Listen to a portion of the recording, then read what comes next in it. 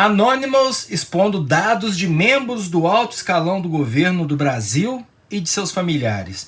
Mesmo que você seja oposição ao governo como eu sou, pense bem antes de comemorar, hein? Salve galera, eu sou o Maurício Ricardo, quarentena dia 70 e tantos, raspei a cabeça na máquina zero. Me fala o que você achou. E eu vou deixar claro.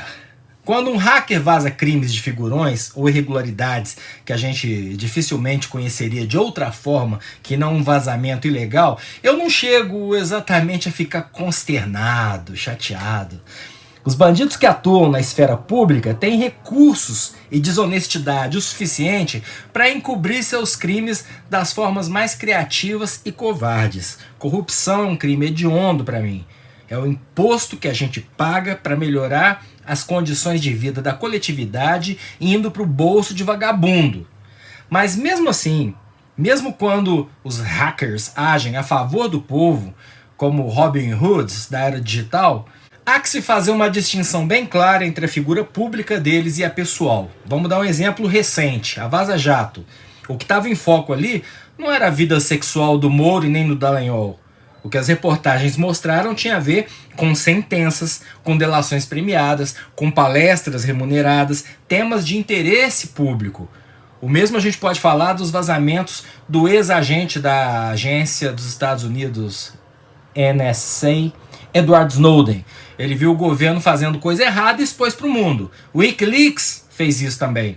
Mas eu vejo com bastante desconfiança e não defendo esse tipo de invasão com o intuito de intimidar.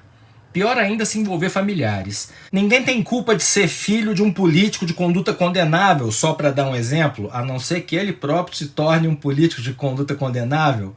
Eu tô há 20 anos me expondo na internet, eu já passei por esse tipo de invasão e eu sei que não é agradável. Mais de uma vez eu sofri isso. No auge do sucesso do meu website, antes dos produtores de conteúdo serem obrigados a se refugiar nessa plataforma e em outras redes sociais, eu fui vítima de algumas invasões. Tiraram minha home do ar e botaram um fundo com um padrão camuflado de exército e a caveira com facas atravessadas do BOPE. Já hackearam minha conta do Twitter. Eu precisei passar assim umas 2 horas batendo papo com o hacker para provar para ele que eu não era o inimigo, eu era um jornalista e cartunista manifestando minhas opiniões dentro de uma democracia. A sensação de impotência e de fragilidade diante de um ataque desses é horrível, não queiram saber. E naturalmente, se dessas invasões não sair nada substancial para expor a pessoa pública dentro da esfera da sua atividade pública, a tendência é a de que qualquer cidadão que defenda a democracia, a liberdade de expressão e o direito à privacidade e à intimidade receba de forma negativa o ato. Eu não vejo nada de revolucionário em divulgar o CPF do presidente da República para, só de sacanagem, filiarem ele ao PT ou ao PSOL, ou colocá-lo na lista do Corona Voucher. Poderia até ser uma zoeira criminosa, deixa eu frisar, se fizessem a filiação sem espalhar o CPF. Mas quando se entra na intimidade do pior dos políticos só para expor dados cadastrais, e pior ainda, dados cadastrais de familiares, quem ganha com isso? Os inimigos da vítima da invasão com certeza não, porque a vítima vai ganhar merecida solidariedade e pode usar isso politicamente, o que torna legítima a pergunta: quem faz isso está jogando a favor ou contra a vítima? Vamos pegar o caso do ministro da Educação, Abraham Weintraub. O cara falou em prender o STF, ele coleciona um prontuário de abusos verbais e agressões ao estilo olavista, sem contar a sua gritante incompetência para o cargo, e hoje está no Twitter dizendo o seguinte: estava refletindo em silêncio, todavia ontem eu, minha esposa e crianças tivemos celulares e dados pessoais violados, recebemos ameaças de morte e ofensas. Na madrugada anterior, objetos foram atirados em nossa sala e mais ameaças. Filmado e BO. Vejam o grupo que nos ataca. Se fosse um bolsominion e a vítima fosse de esquerda, que é como eles chamam qualquer um que não é eles, provavelmente estariam dizendo chola mais. Mas eu que não sou bolsominion e defendo o Estado democrático de direito e as liberdades individuais, só posso perguntar: se realmente vazaram dados da esposa e das crianças dele, quem ganha com isso? Não vou ficar nas insinuações. Seria fácil dizer que, para mim, isso é mais uma cortina de fumaça provocada por eles mesmos. Mas, meu caro internauta, não se constrói um cético na política brasileira como eu sou da noite pro dia. Eu sou obrigado, pelo menos, a considerar a possibilidade de envolvimento dos bolsonaristas que já me hackearam em 2016. Está aí o print para vocês verem. Isso é a página de abertura do Charges. E eu gastava na época 5 mil por mês só com segurança. Então, eles têm toda uma relação com crimes cibernéticos, fazendas de likes, gabinetes do ódio, perfis anônimos militando o dia inteiro. Esclarecendo, não estou levianamente acusando o presidente, o Weintraub, eu estou dizendo que esses ataques vitimizam o governo no auge de uma crise e traz para o mundo virtual o clima de desordem que começa a se construir nas ruas quando fazem associação entre os protestos suprapartidários e o vandalismo. Vale lembrar que descobriram essa semana um grupo supremacista branco se passando por movimentos antirracistas em redes sociais dos Estados Unidos para instigar os manifestantes a promoverem violência e quebra-quebra, entendeu? Eu finjo que sou de um grupo, incentivo esse grupo a quebrar tudo.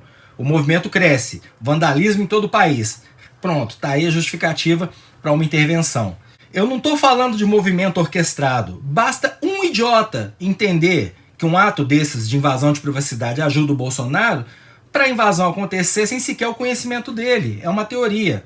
A outra é que se realmente o Anonymous Brasil fez isso numa ação orquestrada com a do Anonymous nos Estados Unidos, vou falar disso, talvez ele esteja do lado do governo brasileiro, porque a oposição séria e democrática desse país não ganhou nada com isso. Não interessa saber o que tem no tablet do filhinho do Weintraub.